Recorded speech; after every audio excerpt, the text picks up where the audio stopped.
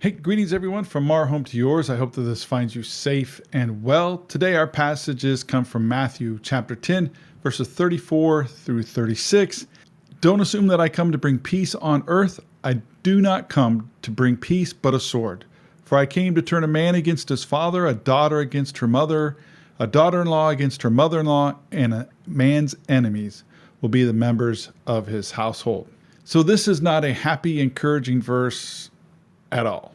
A lot of times when we think about Jesus, we think about him bringing peace on earth. We talk about Jesus being a person who seeks peace, and he is the Prince of Peace.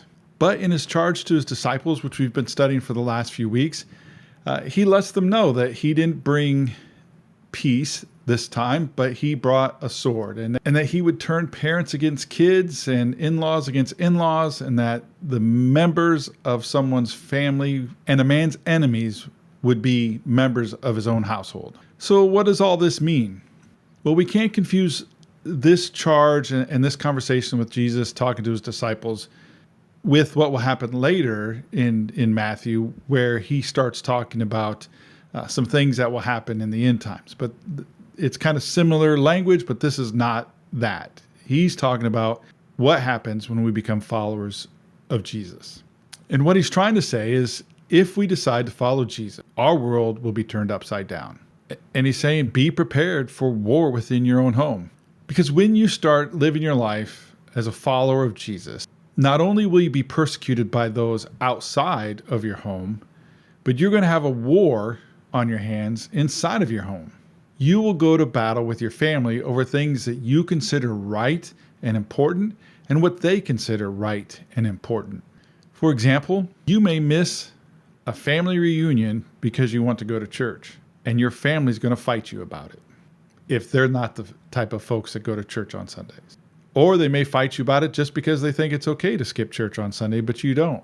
And I'm not trying to argue one way or the other. I'm just saying, when you become a follower of Jesus and you believe in what you think is right and proper, other people are not going to think that what you think is right and proper. For several years, I lived in a parsonage that was in the back of a church. It wasn't in the church building. I've seen parsonages like that, but it was just out the back of the church. And as I lived there and family would visit, there was a unique law in that county that said on church property, you could not have alcohol.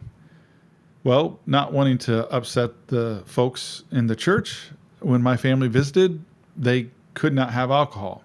Now, I know that seems petty, but it was a law that we tried to follow. And as you could probably tell, family didn't visit very often. When I moved out of the parsonage, family began to visit more. Now, we never talked about it. We never fought about it. We never really pushed it or argued too much about it.